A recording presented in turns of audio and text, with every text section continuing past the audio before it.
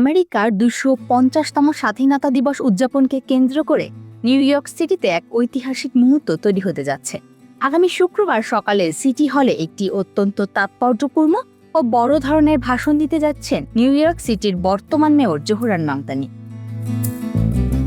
বিশ্বস্ত সূত্রের বরাত দিয়ে মার্কিন সংবাদ মাধ্যম সিবিএস নিউজ এই খবর নিশ্চিত করেছে। আমেরিকার ২৫০ বছরের এই মাইল ফলক উদযাপনে মেয়রের এই আসন্ন ভাষণটি কেন পুরো আমেরিকার নজর কাটছে, আজ আমরা সেটাই জানব।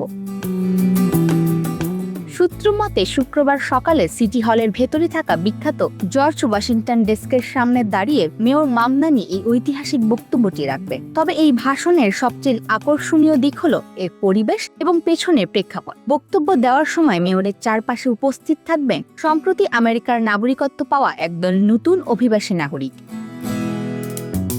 এই পুরো আয়োজনটির পেছনে একটি গভীর ব্যক্তিগত ও রাজনৈতিক সংযোগ রয়েছে। মেয়র জোহরান মামদানি নিজেও একজন ন্যাচারালাইজড সিটিজেন বা অভিবাসী থেকে হওয়া মার্কিন নাগরিক। উগান্ডায় জন্মগ্রহণ করা মামদানি ২০১৮ সালে আমেরিকার নাগরিকত্ব পান এবং ২০২৬ সালের জানুয়ারিতে নিউ ইয়র্ক সিটির ১১২তম মেয়র হিসেবে দায়িত্ব নেন।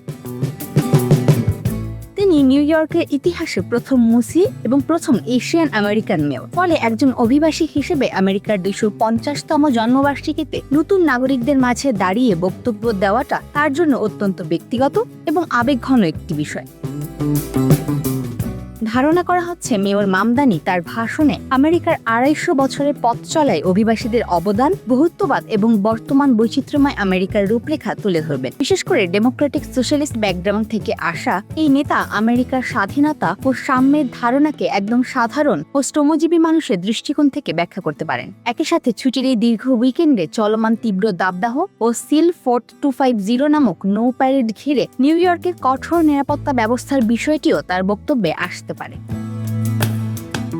আমেরিকার এই ঐতিহাসিক জন্মলগ্নে একজন অভিবাসী মেয়রের কণ্ঠে আমেরিকার ভবিষ্যৎ গল্প কেমন হয় তা দেখতেই এখন মুখিয়ে নিউ ইয়র্কবাসী।